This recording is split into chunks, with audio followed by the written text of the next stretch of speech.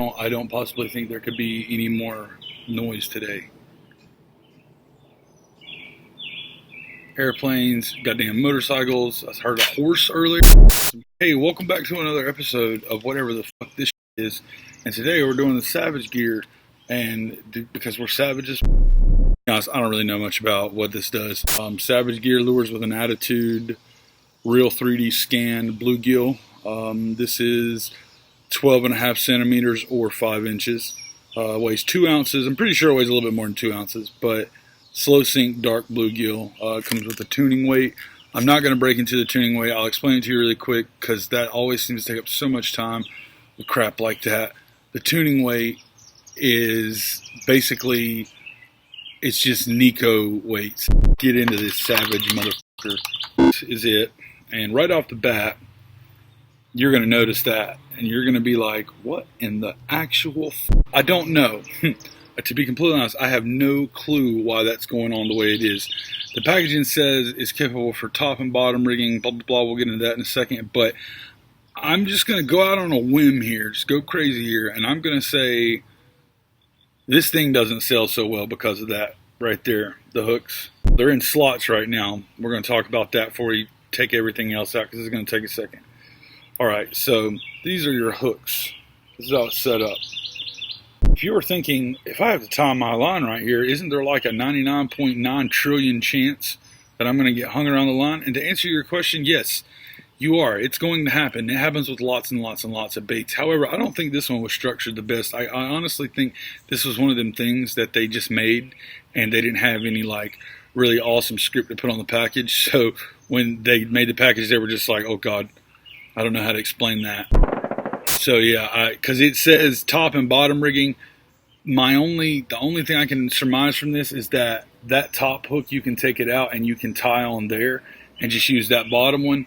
It lessens your chances, but anything striking at something this big, they're probably going to be able to get their mouth around it. You're still going to hook up with them.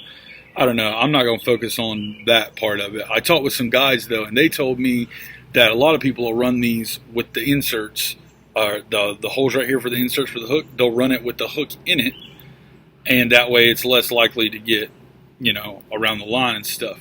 It still is going to cast great. And to be completely honest, if both hooks are inside the little slots here and ports, whatever you want to call them, if both of them are in there and something strikes it, you're going to hook up with it. It's going to happen.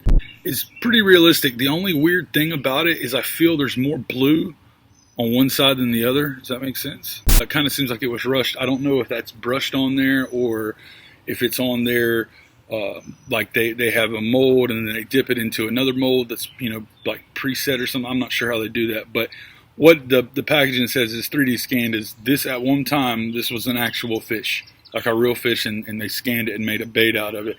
Now let's talk about the things you're most concerned about. If you're paying attention, there's only hooks up front. There's nowhere else to put them in the back, and that does suck. However, it cuts down on price when they do that. That's why they can push these out for like $10 each. It cuts down on the price, cuts down on the time, and I guess labor and everything else that goes into it to make it and create it.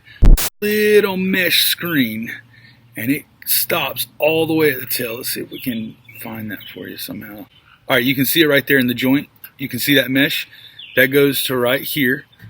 And what that does is it, instead of having the joints or the weird fabric through them, it acts as the same thing. It's just like super thin, and I don't know, they might have something else going on. I'm not sure, but it holds it together. Dexterity is a huge thing with baits like this, and especially one that moves and looks this realistic.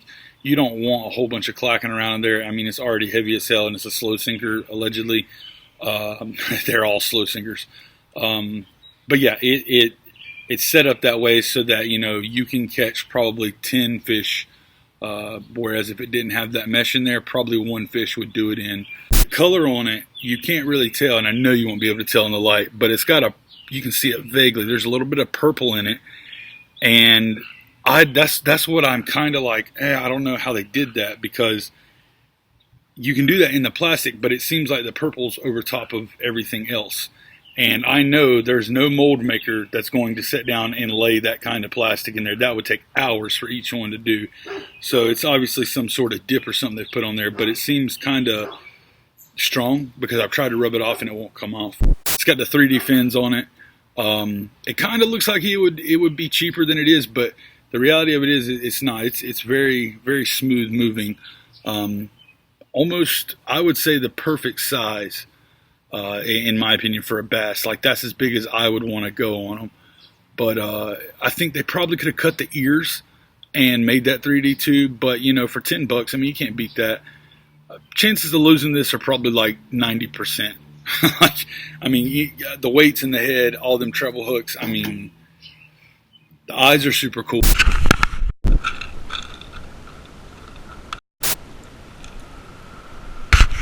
So, I got this Goliath goddamn mackerel on here, and I can't cast it because it's too heavy, because it weighs like 17 ounces.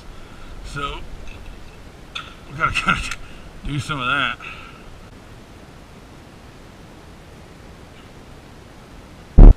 Definitely check your knots with this sucker, like every cast, if you're using polymer. And let's go. Oh, almost whiplashed on that one. Whiplashed, I mean backlashed.